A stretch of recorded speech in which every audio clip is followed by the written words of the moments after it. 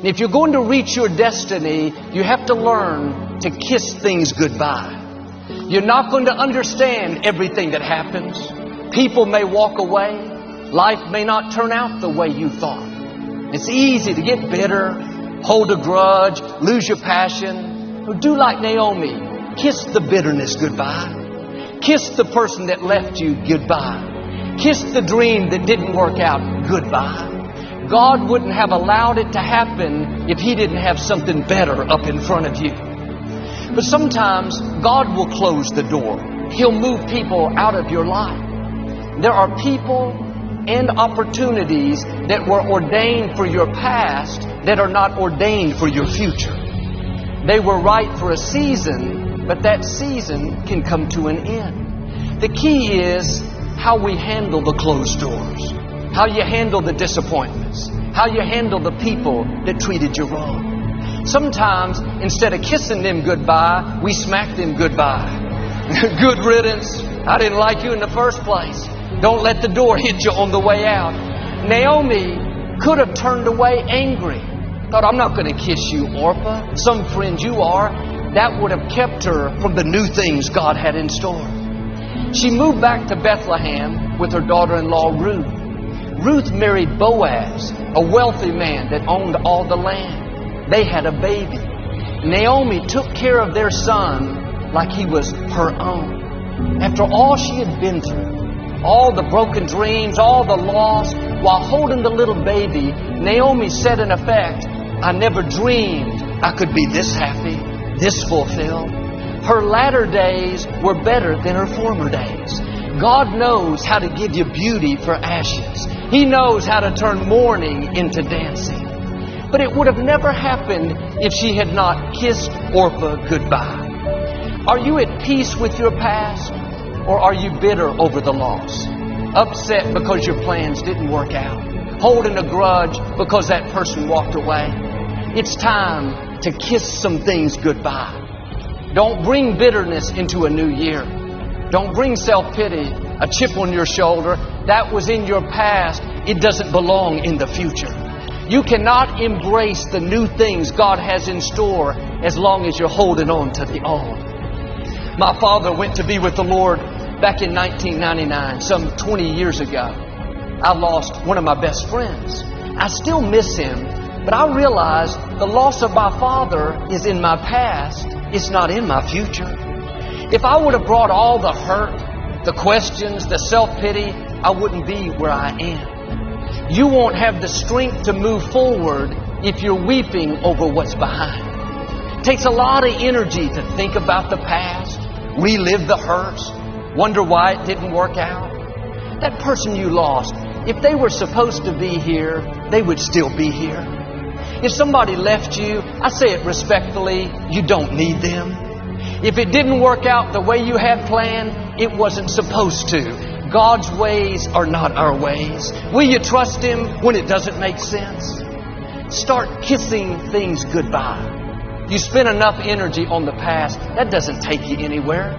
Kiss that disappointment goodbye. That door didn't close by accident. God is directing your steps.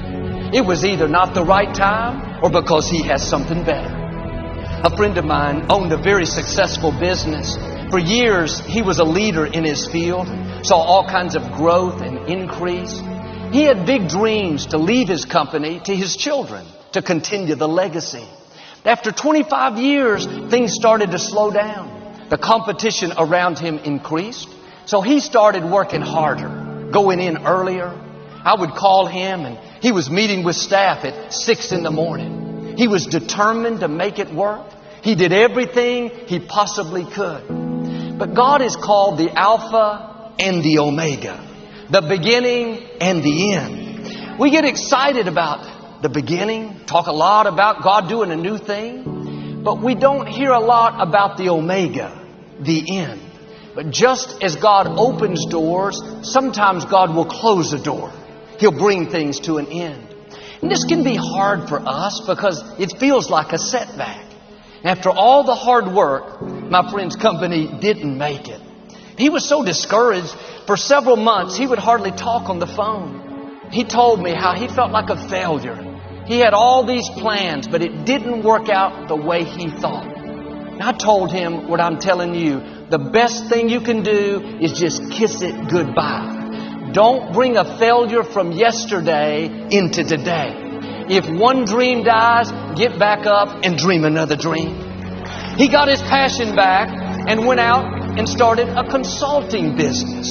All kinds of doors begin to open. Today he has more clients, more influence, more opportunities than he's ever had. His new company is many times more successful than his own. When life doesn't turn out the way you thought, remind yourself God is still in control. Instead of being sour, losing your joy, kiss the disappointment goodbye. Quit reliving mistakes you've made. Things that you wish you would have done different, wondering why it didn't work out. Like my friend, you may have done your best, given it your all, but it didn't succeed. Accept it as God's plan and move on. Our attitude should be, God, I trust you not just with my successes, I trust you with my failures. I trust you with the betrayals. I trust you with the things that don't make sense. When you kiss the past goodbye, it releases you into your future. You have to be at peace with what's behind you. It's not enough to just move forward, angry, bitter, mad at God. That's why Naomi kissed Orpah.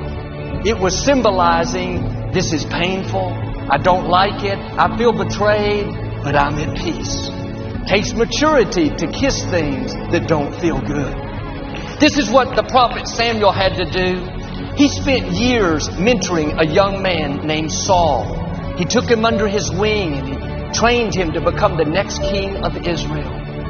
You can imagine how proud Samuel was when he saw this young man now grown and leading the Israelites.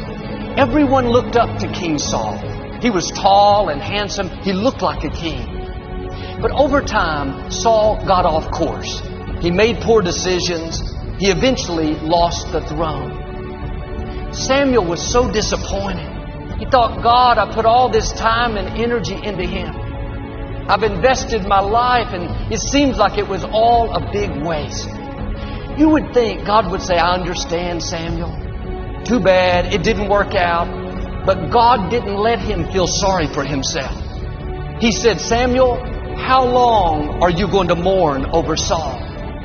God is asking us, how long are you going to mourn over what you've lost? How long are you going to be discouraged over who hurt you and what you didn't get and the boss that wasn't fair? I don't believe in giving people the right to feel sorry for themselves. Not because they don't have a good reason. Some people have gone through things that nobody should have to go through. But I've learned if you stay in self-pity with a chip on your shoulder, thinking you have a reason to live defeated, you will never see the vindication, the restoration, the promotion, the favor that belongs to you. God wants to pay you back for what was unfair. Don't sit around in self-pity.